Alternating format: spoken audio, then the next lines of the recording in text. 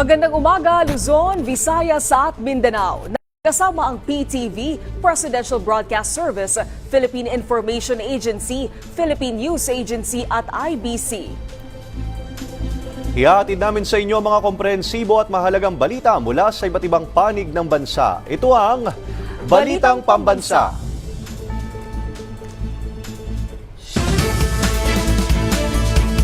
Ngayong umaga sa Balitang Pambansa, halos 200,000 pamilya nakatatanggap ng buwan ng food credits.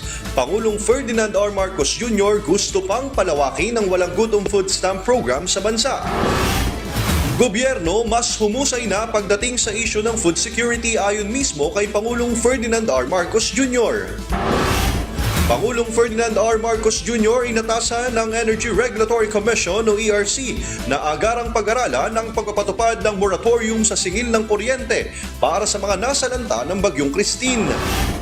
At preemptive evacuation isinasagawa na sa Antique bilang paghahanda sa Bagyong Leon. Kumpiyansa si Pangulong Ferdinand R. Marcos Jr. sa ginagawang hakbang ng pamahalaan para tugunan ang problema ng kagutuman sa bansa. Yan ang binigyang diin ng Pangulo sa isinagawang sectoral meeting sa Palasyo kasama ang DSWD. Ayon sa Pangulo, on track ang pamahalaan sa pagtulong sa mga nakakaranas ng kagutuman sa bansa. Sa katunayan, mula sa dating 1 milyon, bumaba ng 300,000 ang bilang ng mga pamilya na itinuturing na food poor families noong nakaraang taon. Resulta yan ng ipinatutupad na food stamp program. Dahil dito, target na palawakin ang naturang programa sa 300,000 na household beneficiaries sa susunod na taon at 400,000 naman sa 2026 na sakop ang 10 rehiyon at 22 probinsya. Sa pinakahuling tala, aabot na sa mahigit 180,000 ang verified na benepisyaryo ng naturang programa. Pinatututukan ni Pangulong Ferdinand R. Marcos Jr. ang power restoration sa mga lugar na sinalanta ng Bagyong Christine. At para matulungan pa ang ating mga kababayan, inatasan din ng Pangulo ang Energy Regulatory Commission na pag-aralan ang moratorium sa singil sa kuryente, lalo na sa mga lugar na nasa state of calamity. Si Kenneth. Ayon sa NDRRMC, 65% pa lamang ang na-restore o naibabalik. Kaya naman kasama sa pinatututukan ni Pangulong Ferdinand R. Marcos Jr. ang power restoration.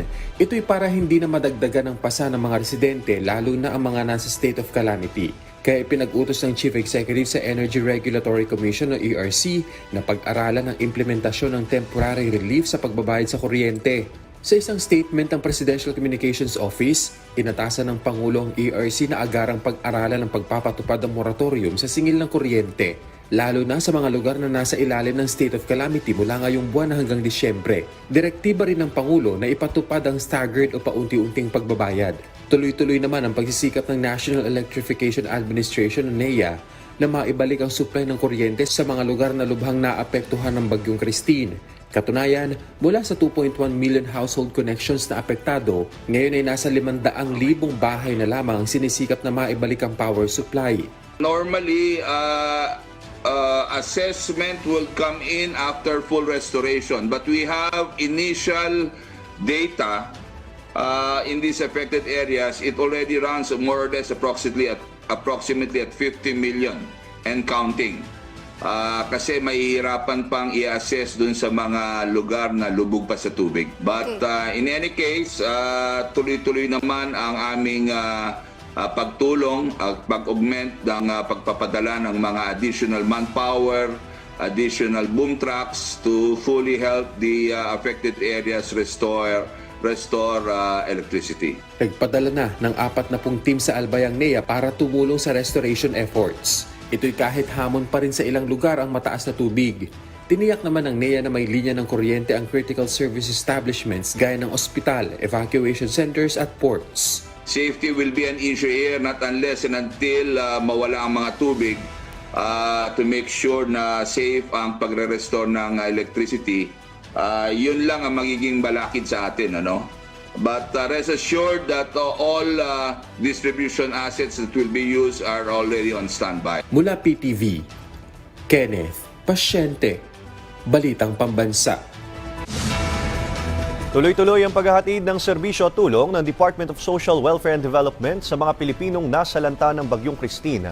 Kahapon Martes, umabot na sa higit 700,000 na family food packs ang naipamahagi sa mga pamilyang nasalanta sa Bicol Region, Calabarzon, Central Luzon, Eastern Visayas. Kasama rin ang Cagayan Valley, Ilocos Region, National Capital Region, Mimaropa, Western Visayas, Zamboanga Peninsula, Northern Mindanao, Socsargen, Caraga, Cordillera, Davao at Central Visayas.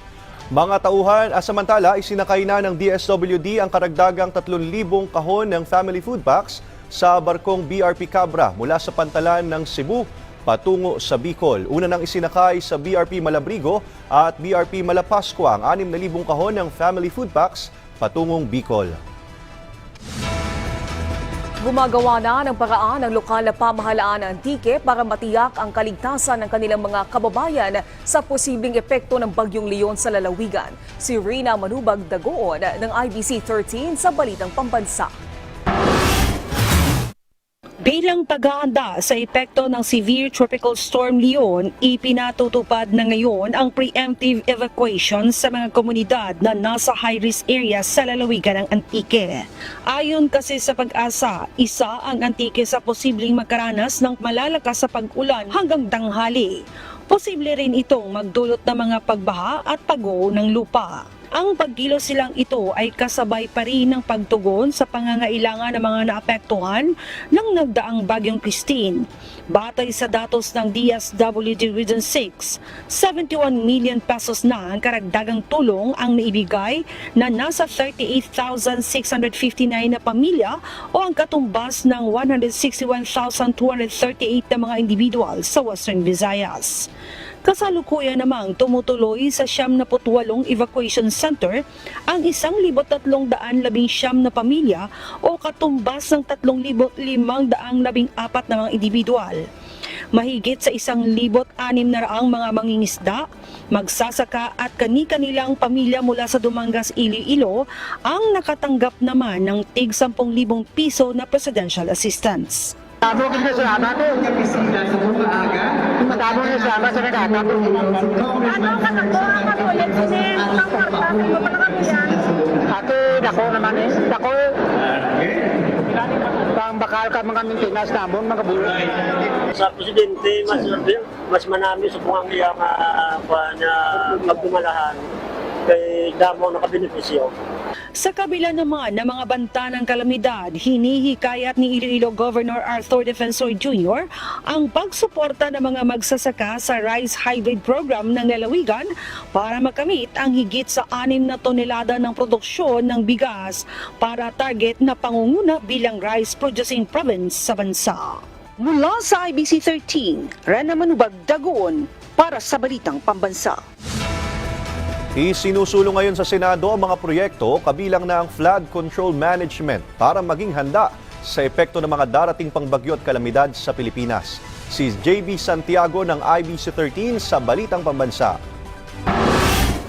Kasunod ng epekto na nagdaang bagyo at patuloy na banta ng iba't ibang kalamidad, isa raw ang flood control management sa mga inaasahang bibigyang atensyon ng Senado. Oras na sumalang na sa kanilang budget plenary debates ang Department of Public Works and Highways, pati na ang Department of Environment and Natural Resources.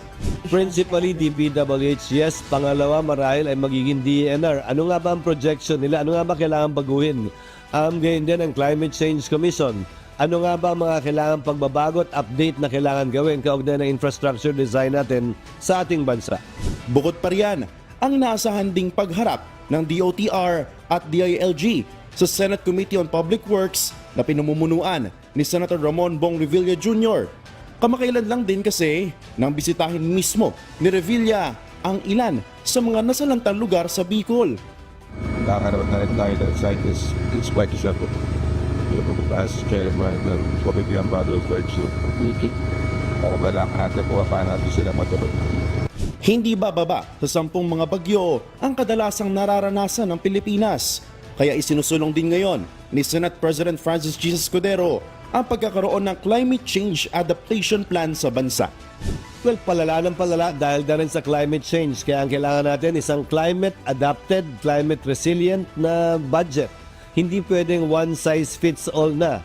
Hindi po pwede na porkit ganyan ang ginagawa natin noon, ganyan pa rin ngayon. Dahil nga sa pagbabago ng panahon.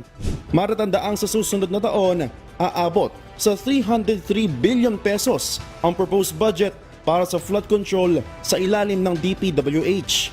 Halos 34% ito ng kabuuang pambansang pondo. Mula sa IBC 13, JB Santiago para sa Balitang Pambansa. Humingi naman si Pangulong Ferdinand R. Marcos Jr. ng report hinggil sa impact o epekto ng walang gutom food stamp program. Ito'y para higit na mapaunlad pa ang programa at maabot ang tinatarget na layunin ng pamahalaan pagdating ng 2027. Si Alvin Baltazar na Radyo Pilipinas sa Balitang Pambansa. Alvin? Alvin? Go ahead, Alvin. Alvin? Yes, Alvin? Is not accessible at the moment. Ay babalikan natin si Alvin Baltazar.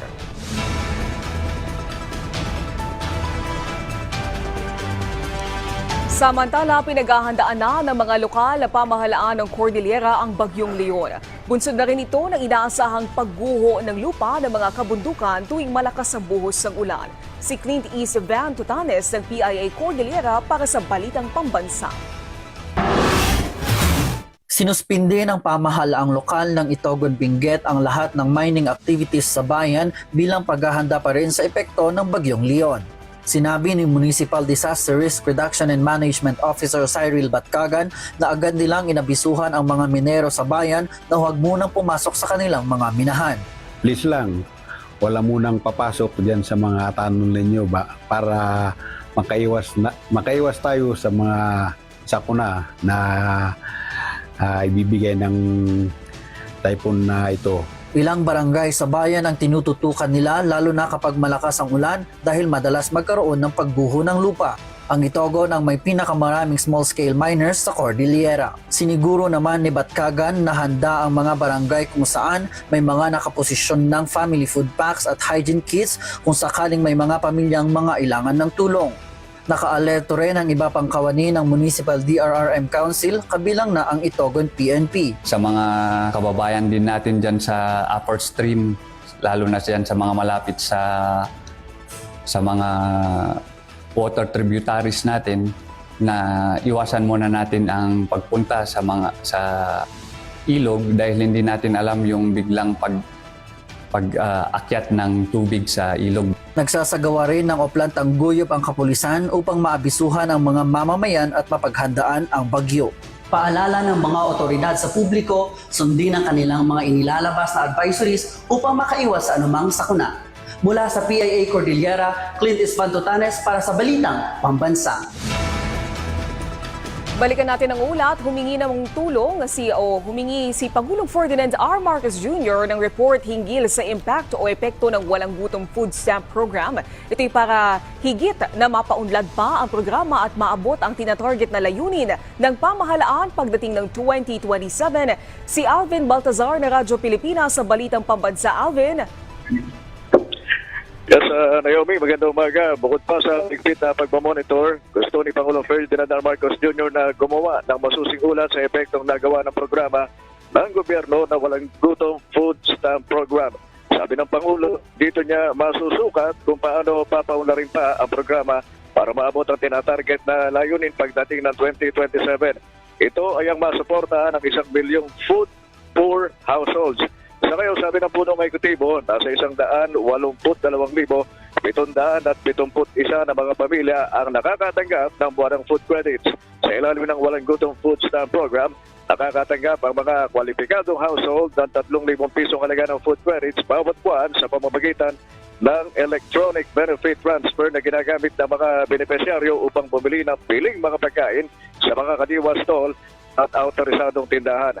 Matatanda ang sa nilagdaang Enhanced Partnership Against Hunger and Poverty ay binigyan din ng Pangulo na ito'y isang patunay sa pangako ng pamahalaan na labanan ang gutom at kahirapan. Pakinggan natin si Pangulong Ferdinand R. Marcos Jr. We gather to renew a promise that no Filipino should go to bed hungry. and that no community will be overlooked in our fight against poverty. Mula sa Malacanang, Alvin Baltazar ng Radyo Pilipinas para sa Balitang Pambansa. Maraming salamat, Alvin Baltazar. 4 na probinsya sa rehiyon ng Calabarzon ang idineklara na ring nasa ilalim ng state of calamity matapos ang pananalasa ng Bagyong Christine. Kaugnay niyan, nananatili pa ring lubog sa baha ang ilang bahagi ng Binyan City, Laguna. Si Ana Mole ng PIA sa Balitang Pambansa. Bunsod na matinding epekto at pinsala na idinulot ng Bagyong Christine noong nakaraang linggo, isinailalim na sa state of calamity ang mga probinsya ng Cavite, Laguna, Batangas at Quezon. Ang deklarasyon ay makatutulong sa mga lokal na pamahalaan para magamit ang kanilang calamity funds para sa mabilis na pagtugon sa mga pangangailangan ng mga naapektuhang pamilya at individual. Ito rin ay magbibigay kakayahan sa kanila na magpatupad ng price freeze sa mga pangunahing pangangailangan, basic necessities at essential services. Para sa lungsod ng Binyan, isa sa mga lokal na pamahalaan na unang nagdeklara ng state of calamity, ito ay nagbigay daan upang maprotektahan ang mga apektadong residente mula sa pagtaas ng presyo ng mga pangunahing bilihin at serbisyo. Yung pag-declare ng state of calamity pagkaganto ng panahon ay nararapat kagaya ng yung makontrol natin yung price ng mga bilihin kasi hindi pwedeng magkanya-kanya. Tapos mapapabilis yung procurement namin lalo pagka emergency namin kailangan yung goods like yung pagkain, napapabilis yung mga procurements. Nananatili pa ring lubog sa baha ang ilang bahagi ng Binyan 1 linggo matapos ang paghagupit ng Bagyong Christine. Makatutulong din ang deklarasyon ng state of calamity upang mapabilis ang relief at recovery operations sa mga naapektuhang pamilya at individual sa lungsod. Pagka nag-state of calamity, andyan yung chance na makarecover talaga tayo. Diba? Kasi pag state of calamity, walang pasok. Tapos lahat ng goods parehas ang bilihin, lahat ng response na andyan kaming lahat, magagalaw natin yung calamity fund natin para maitulong sa mga tao. Sa ngayon, tuloy-tuloy ang mga ahensya ng gobyerno at mga lokal na pamahalaan sa Calabarzon sa paghahatid ng tulong at pagtugon sa iba pang mga pangangailangan ng mga pamilyang naapektuhan ng Bagyong Christine sa rehiyon ng Calabarzon. Mula sa Philippine Information Agency Calabarzon, Ana Mole, Balitang Pambansa. Nasa halos 80 personnel ng PCG Ilocos Norte ang nakakalat na sa iba't ibang lugar sa probinsya para agad na makasaklolo sa oras na tumindi ang epekto ng Bagyong Leon. Bukod sa kanilang mga assets, nakahanda na rin sila para sa relief operations. Si Jude Pitpita ng Radyo Pilipinas sa Balitang Pambansa. Nakahanda na ang Philippine Coast Guard sa mga maaaring epekto ng Bagyong Leon sa Ilocos Norte. 78 personnel ng PCG ang on-ground na para sumaklolo anumang oras ng pangangailangan. Sa huling pagtaya ng DOST Pag-asa, hindi maglalandfall ang Bagyong Leon sa Ilocos Region, ngunit magkakaroon pa rin ng ulan dahil mahagip ng buntot ng nasabing bagyo ang Region 1. Dahil dito, inihanda na ng PCG ang kanilang floating assets tulad ng life vest, mga floater na maaaring ihagis at pagkapitan ng mga residenteng nakalusong sa tubig baha at mga rescue boat, mga life support equipment tulad ng oxygen tanks. Ayon kay Coast Guard Lieutenant Joseph Christian Sagon, commander ng PCG Ilocos Norte, maaga nilang inihanda ang kanilang kagamitan at nakipag-ugnayan na rin sila sa kanilang mga kalapit na lokal na pamahalaan at ahensya ng gobyerno anumang oras kailanganin ang kanilang serbisyo. Nakipag-coordinate na rin po kami sa mga MDRMO, lalong-lalo na po sa mga coastal municipalities natin dito sa probinsya, simula Badok hanggang Pagudpod. And anytime po, pwede po nila kaming itap, search and rescue operations, pwede rin po kami dyan. And doon din po sa mga pagbibigay ng relief operations and evacuees po, handa rin po tumulong ating Coast Guard. Bukod sa mga floating assets, ang mga truck at itong pick-up truck ng PCG ay nakahanda na rin para sa mobility ng relief operation at magamit na rin ng mga mag-evacuate at iba pang pamilyang apektado ng Bagyong Leon. Mula sa PBS Radyo Pilipinas Lawag, Jude Pitpitan para sa Balitang Pambansa. Patuloy na isinasagawa ang 3-day workshop ng Gov Data Initiative o GDI, katuwang ang The Manila Observatory and the Sustainable Development Strategies Group na nagsimula noong October 28. Layo ng workshop na mapagbuti ang transparency sa mining governance alinsunod sa proyekto ng Cebu at Palawan. Kabilang rin sa mga pinag-usapan ang public participation mechanisms, environmental impact assessments at revenue management. Ipinakilala rin sa publiko ang The Predict Tool, isang platform na naglalarawan sa social, environmental at economic mining data na layong mabigyang linaw ang epekto ng pagmimina sa bawat lugar. Ayon kay GDI Executive Director Marco Zaplan, ang inisyatibo ay mahalaga lalo na sa pag-promote ng transparency at makapagbigay sa mga stakeholder ng maayos na resource governance. Binigyang diin rin ni Department of Budget and Management Local Government and Regional Coordination Bureau Director Attorney Ryan Dita ang pagpapalakas ng engagement sa pagitan ng local communities at stakeholders.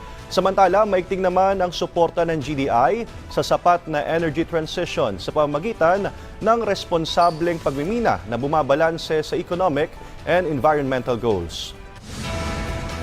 Ngayong papalapit na ang araw ng Undas, may paalala sa publiko ang pamunuan ng Parañaque Integrated Terminal Exchange o PTEX tungkol sa kanilang pagbiyahe paluwas ng kani-kanilang mga bayan.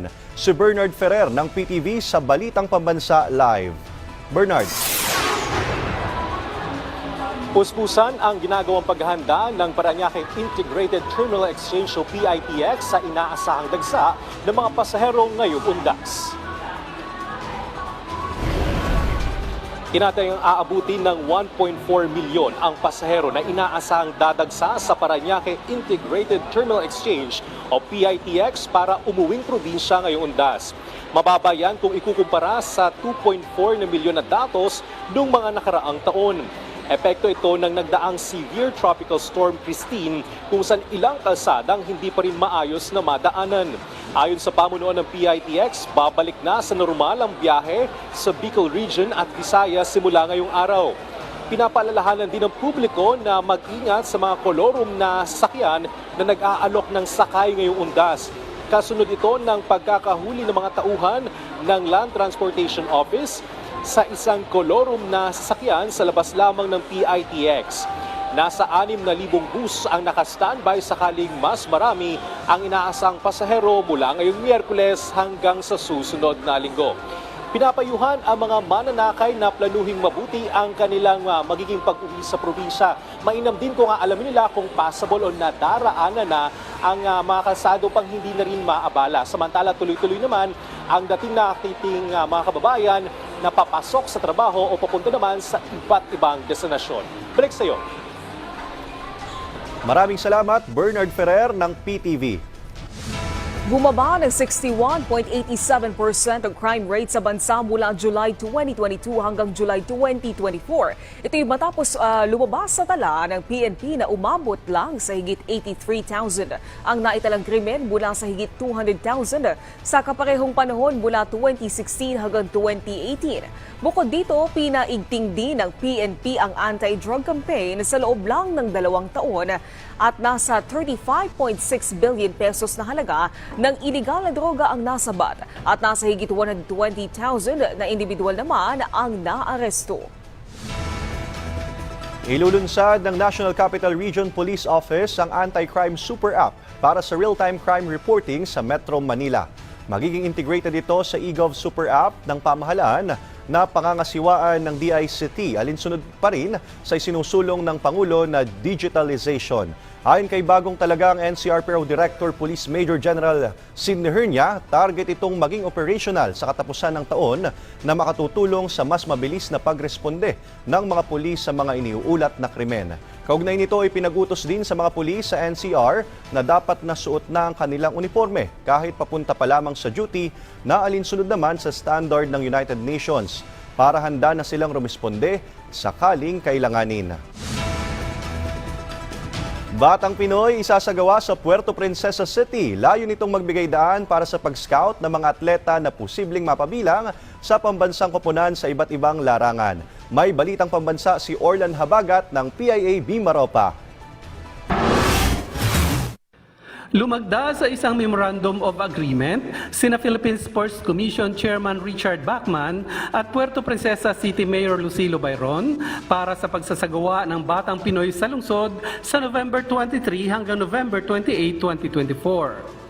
Ipinaliwanag ni PSC Chairman Bachman na ang pangunahing layunin ng Batang Pinoy ay para sa National Sports Associations na makapag-scout ng mga atleta na posibleng isama sa pambansang kupunan ayon sa kanilang larangan.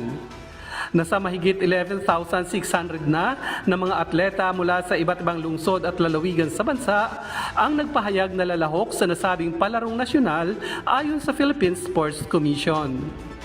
Sinabi naman ni Mayor Bayron ang ganitong malalaking sports event ay makapagbibigay ng paglago ng ekonomiya ng lungsod. Pinagpursigihan natin na ma-invite talaga na madala dito itong Batang Pinoy. Nanggaling na nga ito dito sa atin pero nakita natin na kung magaganap ulit dito yung Batang Pinoy makakatulong sa economy ng Puerto Princesa. Kanina nga nabanggit sabi 11,500 dadami pa yan. Pagpalagay mo na para sarado 15,000 kung everyday kakain yung mga yan. So, iikot yung ating economy.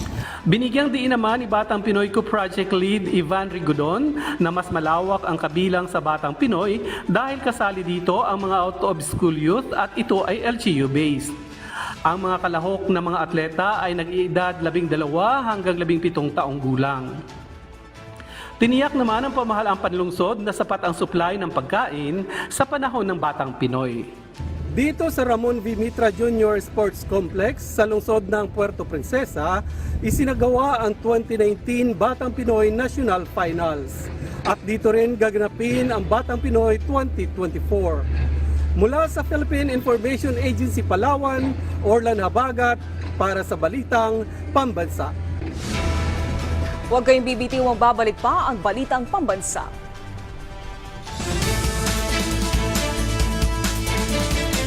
Saan mapapanood ang PTV? Sa bawat sulok ng Pilipinas. Reaching millions of Filipinos across the country through the power of terrestrial TV. Abot na abot namin ang mga Pilipino para sa tapat na balita at impormasyon. Dito'y Cordillera, kan Intero ang Luzon. Da kami, timapang namnamaan. Sa aton sa Visayas, wala kami mapugong sa pagpaabot sa unsang hitabo. Dini sa Saad Gayuta, Mindanao, PTV, pirmi maminaw para sa paghatod sa balita. Broadcasting in Luzon, PTV4 Manila, PTV8 Cordillera, PTV4 Naga, and PTV4 Palawan. In the Visayas, PTV11 Cebu, PTV10 Dumaguete, PTV2 Guimaras, PTV8 Tacloban, and PTV12 Calbayog. And in the heart of Mindanao, PTV11 Davao City, PTV8 Cotabato, PTV7 Zamboanga, PTV11 Sibugay, PTV11 Pagadian, PTV48 Davao del Norte, and PTV8 Agusan del Sur. PTV Regional Network, buong katapatang naghahatid ng balitang maaasahan para sa inyong Pambansang TV.